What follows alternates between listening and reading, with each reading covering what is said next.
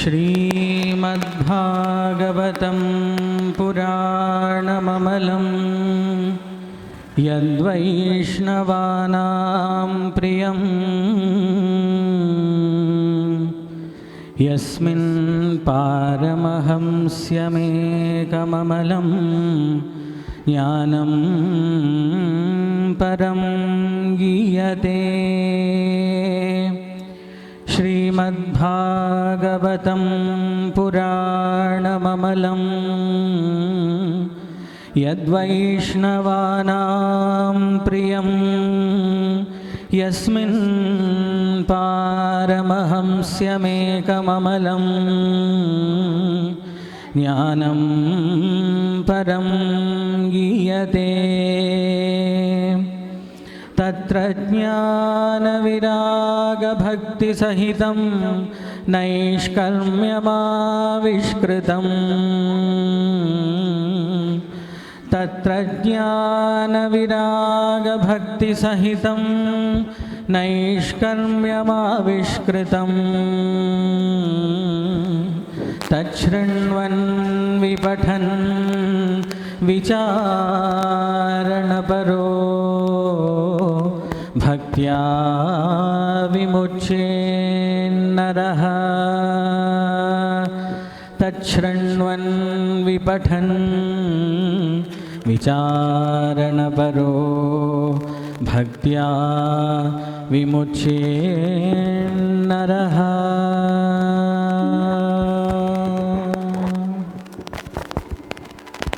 സദസ്സിന് നമസ്കാരം. ശ്രീമദ് ഭാഗവതം മരണത്തെ കീഴടക്കിയ മഹാസ്ത്രം. ധർമ്മപുത്രൻ യുധിഷ്ഠിരനും സഹോദരരും സുപ്രസിദ്ധരായ പാണ്ഡവന്മാരാണല്ലോ. അവരിൽ വില്ലാളി വീരനാണ് അർജുനൻ. അർജുനൻ്റെ പുത്രനാണ് അഭിമന്യു. അഭിമന്യു സുതനാണ് പരീക്ഷിത്. ശ്രീകൃഷ്ണൻ്റെ വിയോഗത്തിൽ വിഷണ്ണരായ പാണ്ഡവർ പരീക്ഷിത്തിനെ ഹസ്തിനപുരത്തിൻ്റെയും അനിരുദ്ധപുത്രനായ വജ്രനെ മധുരാപുരിയുടെയും രാജാവായി വാഴിച്ച ശേഷം ദ്രൗപദിയോടും സഹോദരന്മാരോടും കൂടി മഹാപ്രസ്ഥാനത്തിനായി പുറപ്പെട്ടു. പരീക്ഷിത് മഹാരാജ എല്ലാം കൊണ്ടും ശ്രേഷ്ഠനാണ്. അനവധി അശ്വമേധയാഗങ്ങൾ ചെയ്തിട്ടുണ്ടത്രേ. ഒരു ദിവസം രാജാവ് നായാട്ടിനു വേണ്ടി കാട്ടിൽ ചെന്നു.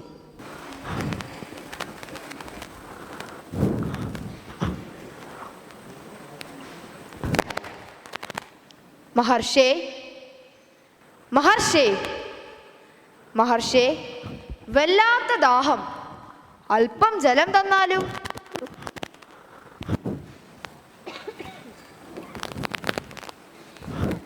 മഹർഷേ, വല്ലാത്ത ദാഹം, അല്പം ജലം തന്നാലും.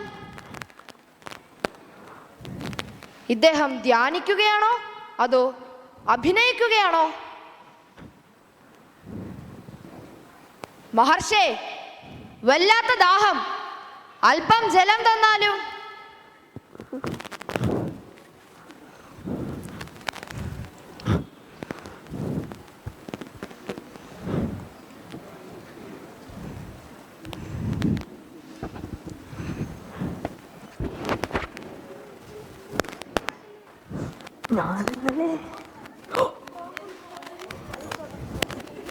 ഇതൊരു ചത്ത പാമ്പാണല്ലോ. ശൃംഗി, മഹർഷിയുടെ കഴുത്തിൽ ആരോ ഒരു ചത്ത പാമ്പിനെ കൊണ്ടിട്ടിട്ടുണ്ട്. പാമ്പോ? അതെങ്ങനെ?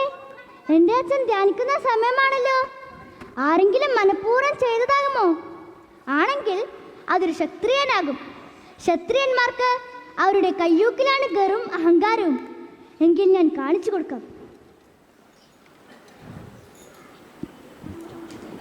എൻ്റെ അച്ഛൻ്റെ കഴുത്തിൽ ചത്ത പാമ്പിനെ കൊണ്ടിട്ട് ആരായാലും അവർ ഇന്നേക്ക് 7-ാം ദിവസം തക്ഷകൻ കടിച്ച് വെന്ത് മരിക്കട്ടെ.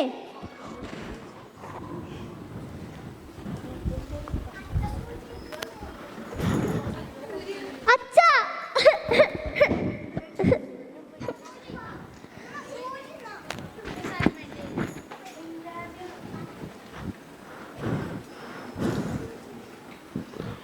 എന്തുപറ്റി മകനെ? നിന്നെ ആരെങ്കിലും ഉപദ്രവിച്ചോ? എന്തിനാണ് നീ കരയുന്നത്? അച്ഛൻ ഇവിടെ ധ്യാനിച്ചിരിക്കുമ്പോൾ ആരോ അച്ഛൻ്റെ കഴുത്തിൽ ചത്ത പാമ്പിനെ കൊണ്ടിട്ടു. കൂട്ടുകാർ പറഞ്ഞാണ് ഞാൻ അറിഞ്ഞത്. ആരായാലും അവർ ഇന്നേക്ക് 7-ാം ദിവസം തക്ഷകൻ കടിച്ച് വെന്ത് മരിക്കട്ടെ എന്ന് ഞാൻ ശപിച്ചിട്ടുണ്ട്. എൻ്റെ പൊന്നുമകനെ, നീ ചെയ്തത് വലിയ തെറ്റായിപ്പോയി. അൽപിയസി ദ്രോഹ ഒരു ക്രമോധൃത. ഈ ചെറിയ തെറ്റിനെ ഇത്ര വലിയ ശിക്ഷയോ? ഇതൊരിക്കലും ശരിയല്ല. അങ്ങയുടെ ധ്യാനിച്ചിരിക്കുമ്പോൾ ചത്ത പാമ്പിനെ കൊണ്ടിട്ടത് മഹാപാപമല്ലേ? ചെറിയ തെറ്റല്ലല്ലോ. എൻ്റെ കുഞ്ഞെ, നീ മനസ്സിലാക്കണം, നമ്മൾ തപസ്വികളാണ്. തപസ്വികളുടെ കൈമുതൽ തപസ്സും ക്ഷമയും സഹനശീലവുമാണ്. വെറും മനസ്സുകൊണ്ട് മാത്രം നയിക്കപ്പെടേണ്ടവരല്ല നമ്മൾ. ലോകത്തിൽ സുഖവും ദുഃഖവും പോലെ ന്യായവും അന്യായവും നീതിയും അനീതിയും നന്മയും തിന്മയും പുണ്യവും പാപവും എല്ലാം ഉണ്ടാകും. അതെല്ലാം കണ്ട് മനസ്സ് പ്രക്ഷുബ്ധമാവരുത്. എല്ലാറ്റിനോടും സൗമ്യശീലമാണ് നമുക്ക് ആവശ്യം. അത് വിട്ടുകളഞ്ഞാൽ ബ്രാഹ്മണ മഹിമ തന്നെ പോയി കളയും, പ്രത്യേകിച്ചും തപസ്സുകളുടേത്. നീ ഇത് എപ്പോഴും ഓർമ്മ വയ്ക്കണം. സാധു മഹാത്മാക്കളുടെ ശീലം ഉപകാരം ചെയ്യലാണ്, ഉപദ്രവിക്കലല്ല. ആർ എന്തു തന്നെ ചെയ്താലും അതിന് പ്രതികാരം ചെയ്യാനുള്ള ശക്തിയോ യോഗ്യതയോ ഉണ്ടെങ്കിൽ പോലും അതിന് തുനിയരുത്. ക്ഷമയോടെയും സഹനശീലത്തോടെയും വേണം എന്ത് സമീപനങ്ങളെയും നേരിടാൻ. നീ ഇനി ഇത്തരം അബദ്ധങ്ങളിൽ ചെന്നുപെടരുത്. ഓ, എനിക്കൊരു തെറ്റിപ്പറ്റിപ്പോയി. ഇനി ഇതേപോലെ വരാതിരിക്കാൻ ഞാൻ എന്ത് ചെയ്യണം? തോന്നുന്നതെല്ലാം ചെയ്തു പോകരുത്. തോന്നിയത് ശരിയോ എന്ന് ചിന്തിക്കണം. അതിലാണ് മനുഷ്യൻ്റെ ശ്രേഷ്ഠത. ഒരുവൻ ആര്യനാവുന്നത് അപ്പോഴാണ്. നീ ശ്രേഷ്ഠനായി വളരൂ. നിന്റെ മനസ്സും ബുദ്ധിയും വികസനമാവട്ടെ. സൗമ്യശീലം ഒരിക്കലും വിട്ടുകളയരുത്. സ്നേഹവും മൈത്രിയും കാരുണ്യവുമാവണം നിന്നിൽ നിന്ന് ഒഴുകുന്നത്. ശാപവാക്കോ ശാപചിന്തയോ നിന്റെ മനസ്സിനെ തീണ്ടിക്കൂടാ. മഹാരാജ പരീക്ഷിത്താണ് അങ്ങയുടെ കഴുത്തിൽ ചത്ത പാമ്പിനെ കൊണ്ടിട്ടത്. അദ്ദേഹം നായാട്ടിനിടെ ദാഹിച്ച് വലഞ്ഞാണത്രേ. കഷ്ടം. ശാപമേറ്റ മഹാരാജാവിൻ്റെ സ്ഥിതി എന്താവും ആലോചിച്ചു നോക്കൂ. ഇനിയെങ്കിലും നമുക്ക് ഇത്തരം അപകടങ്ങളോ അത്യാഹിതങ്ങളോ പിണയാതിരിക്കട്ടെ. ആനയ്ക്കും അടിതെറ്റാം, രാജാവിന് അടിതെറ്റിക്കാണും. പക്ഷേ തപസ്വികളായ നമുക്ക് അങ്ങനെ വരാമോ? സമതലത്തിലെ തിക്കും തിരക്കും കാമവും ക്രോധവും മത്സരവും വിട്ട് കാട്ടിൽ നാം വന്ന് താമസിക്കുന്നത് എന്തിന്? ഓർത്തു നോക്കൂ. ഇനിയെങ്കിലും ഇത്തരം അപകടങ്ങളോ അത്യാഹിതങ്ങളോ പിണയാതിരിക്കട്ടെ. മൃഗങ്ങൾ നമ്മളെ എതിർക്കില്ല. മൃഗങ്ങൾ ആരെയും എതിർക്കരുത്. മനസ്സ് നന്നാവുമ്പോൾ ശുദ്ധമാവുമ്പോൾ ശാന്തമൃഗങ്ങളും ക്രൂരമൃഗങ്ങളും ഒരേപോലെ ഒരുവൻ്റെ പക്കൽ വരുമത്രേ, അമ്മയുടെ അടുത്തെന്ന പോലെ. ഇതാണ് വസിഷ്ഠ മഹർഷി ശ്രീരാമനെ പറഞ്ഞ് ധരിപ്പിച്ചത്. ഇതാവണം നമ്മുടെ ആദർശം, മൂല്യം, അനുഷ്ഠാനം. ക്ഷണം കൊണ്ട് ജ്വലിച്ചു പൊങ്ങിയ കോപാഗ്നി രാജധാനിയിൽ തിരിച്ചെത്തിയതോടെ താപാഗ്നിയായി. അത് ശമിക്കാൻ എന്തു വേണ്ടു എന്ന ആലോചനയിലാണ്ടു പരീക്ഷിത്.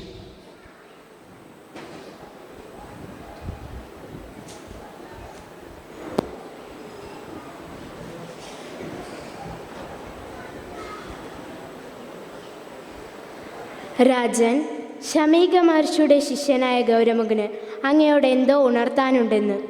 രാജൻ, അംഗീരസിൻ്റെ കുലത്തിൽ ജനിച്ച ശമീക മഹർഷി പറഞ്ഞയച്ചു വന്നതാണ് ഞാൻ. ആ വനത്തിൽ താമസിക്കുന്ന ശമീക മഹർഷിയുടെ കഴുത്തിലാണ് അങ്ങ് ആ ചത്ത പാമ്പിനെ ഇട്ടത്.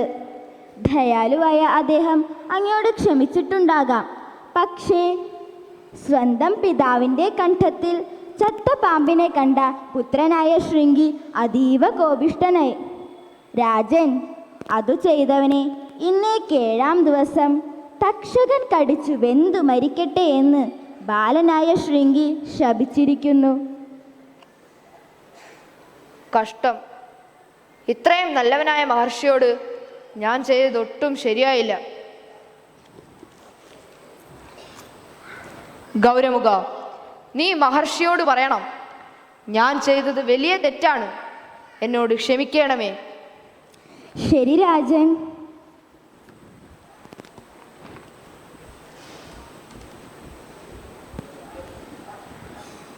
പാണ്ഡവ പൈതൃകത്തെ അന്വർത്ഥമാക്കി ശാപാഗ്നിയെ ശീതള കോമളമാക്കാനുള്ള ആലോചനയിലാണ്ട പരീക്ഷത്തിൻ്റെ മുൻപിൽ തെളിഞ്ഞു വന്ന പ്രതിവിധിയാണ് പ്രായോപവേശം. മരണം വരെ അന്നജലം കഴിക്കാതെയുള്ള വ്രതം.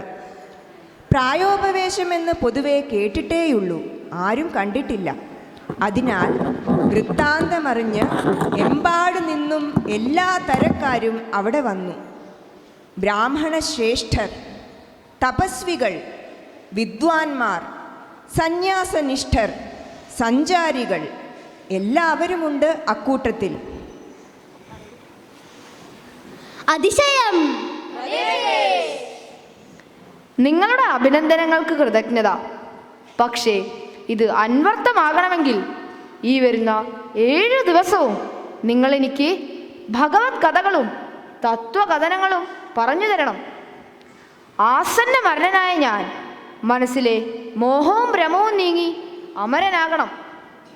ഈ വരുന്ന 7-ാം ദിവസത്തെ സംഭവം എനിക്കൊരു വിഷയമേ ആവരുത്. അതിനു പറ്റിയ വിധം എൻ്റെ മനസ്സിനും ബുദ്ധിക്കും നിങ്ങൾ വേണ്ടത്ര വിഭവങ്ങൾ നൽകണം.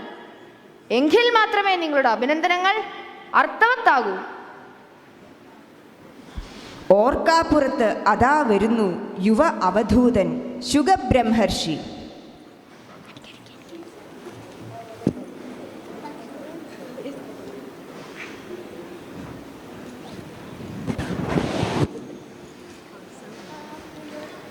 മഹർഷേ, ആസന്ന മരണനായ ഒരുവൻ എന്തു ചെയ്യണം?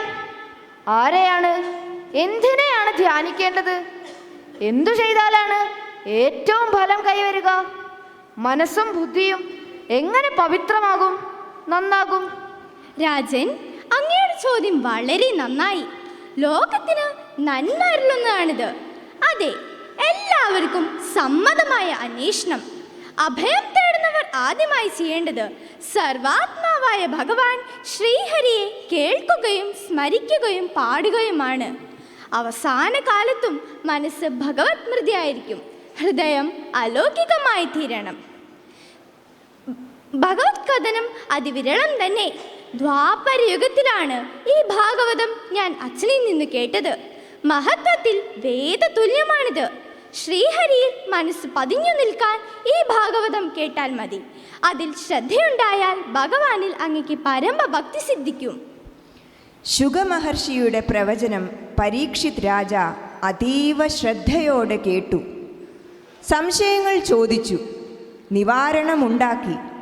അങ്ങനെ 1, 2, 3, 4, 5, 6 ദിവസം കഴിഞ്ഞു. 7-ാം ദിവസമായി.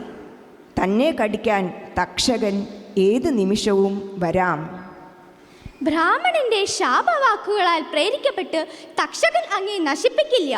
കാലത്തെ നയിക്കുന്ന ഈശ്വരനെ ഉന്മൂലനം ചെയ്യാൻ ആരുണ്ട്? ഇങ്ങനെയുള്ള തത്വവിചാരം പ്രബലമായി അതിൽ ഉറച്ചു നിൽക്കണം. മഹർഷേ, അങ്ങ് ഉപദേശിച്ചതെല്ലാം എനിക്ക് നല്ലവണ്ണം മനസ്സിലായി. അതിൻ്റെ സ്വാധീനം എന്നിൽ കവിഞ്ഞു നിറഞ്ഞൊഴുകുന്നു. തക്ഷകനിൽ നിന്നോ മൃത്യുവിൽ നിന്നോ ഞാൻ തെല്ലും പേടിക്കുന്നില്ല. ദേഹമോ അത് സംബന്ധിച്ച വിവിധ ഭാഗങ്ങളോ എന്നെ അലട്ടുന്നില്ല. ഞാനിപ്പോൾ കൃതജ്ഞനാണ്, ഉൾപൂർണനും. എൻ്റെ കൃതജ്ഞത ഞാൻ അറിയിക്കുന്നു. മഹർഷേ, എന്നെ അനുഗ്രഹിക്കൂ. ഞാനിതാ ലോകത്തിൽ നിന്ന് എൻ്റെ ഇന്ദ്രിയങ്ങളെ പിൻവലിക്കുന്നു. ഇന്ദ്രിയങ്ങളിൽ നിന്ന് മനസ്സിനെയും മനസ്സിൽ നിന്ന് ബുദ്ധിയെയും പിൻവലിക്കുന്നു. എന്നിട്ട് എൻ്റെ അന്തരാത്മാവിൻ്റെ അടിത്തട്ടിൽ ഞാൻ വിലയം പ്രാപിക്കുന്നു.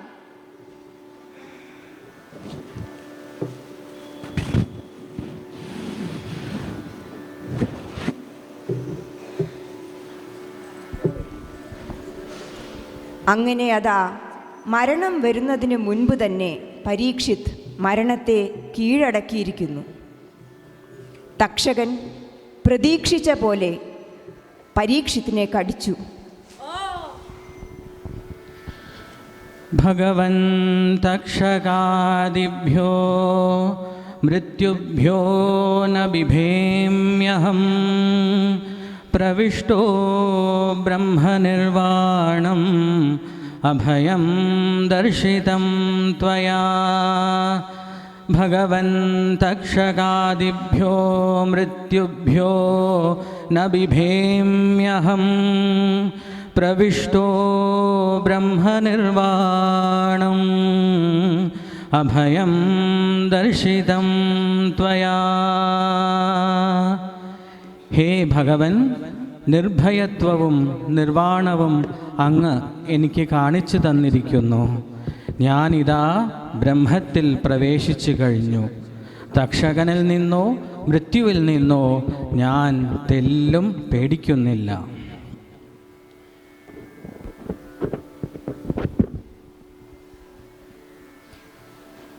ബ്രഹ്മഭൂതനായി കഴിഞ്ഞിരുന്ന രാജർഷിയായ പരീക്ഷിത്തിന്റെ ദേഹം സർപ്പവിഷത്തിൽ നിന്നുണ്ടായ അഗ്നിയിൽ എല്ലാവരും കണ്ടുകൊണ്ടിരിക്കെ വെന്ത് ഭസ്മമായി തീർന്നു. ഇത് സംഭവിക്കുമ്പോൾ പരീക്ഷിത്ത് എന്ന ആൾ അവിടെ ഉണ്ടായിരുന്നില്ല. ഈ ഒരു സംഭവത്തെ ആധാരമാക്കിയാണ് സംപൂജ്യ സ്വാമിജി ശ്രീമദ് ഭാഗവതത്തെ മരണത്തെ കീഴടക്കുന്ന മഹാസ്ത്രം എന്ന് വിശേഷിപ്പിക്കുന്നത്. അത് ശരിയല്ലേ എന്ന് നിങ്ങൾ എല്ലാവരും ആലോചിച്ചു നിശ്ചയിക്കൂ.